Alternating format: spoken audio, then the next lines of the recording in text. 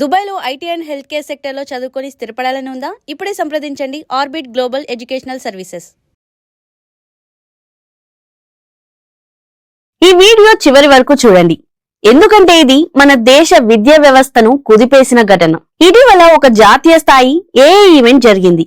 ఈ వేదికపై పెద్ద పెద్ద కంపెనీలు, టెక్నాలజీ నిపుణులు, మీడియా ప్రతినిధులు అందరూ ఉన్నారు.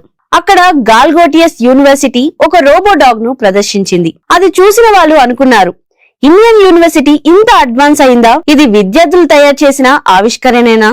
కానీ ఇక్కడే అసలు ట్విస్ట్. టెక్నాలజీ నిపుణులు గమనించగా ఆ రోబో చైనాలో తయారైన వాణిజ్య ఉత్పత్తి అని తేలింది.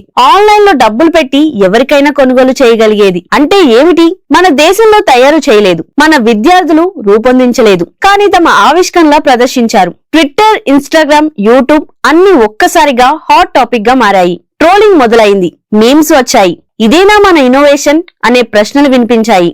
ఒక్కసారిగా గాల్గోటియస్ యూనివర్సిటీ పేరు దేశవ్యాప్తంగా ట్రెండ్ అయింది. కానీ గర్వంతో కాదు, వివాదంతో. విమర్శలు తీవ్రంగా పెరిగిన తర్వాత యూనివర్సిటీ అధికారికంగా స్పందించింది.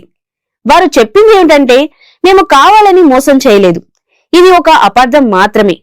ఈ విషయంపై అంతర్గత విచారణ జరుగుతుంది. కానీ అప్పటికే నష్టం జరిగిపోయింది.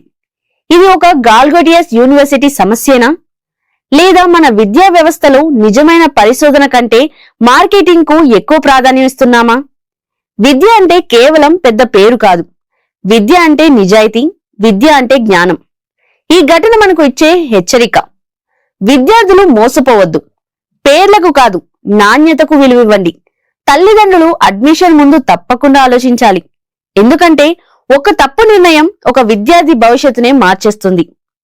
ఈ వీడియో మీకు ఆలోచన కలిగిస్తే లైక్ చేయండి, మీ అభిప్రాయాన్ని కామెంట్ లో చెప్పండి. ఇలాంటి నిజమైన విద్యా అవగాహన కోసం దాత్రి ఎడ్యుకేషన్ ఛానల్ ను సబ్స్క్రైబ్ చేసుకోండి.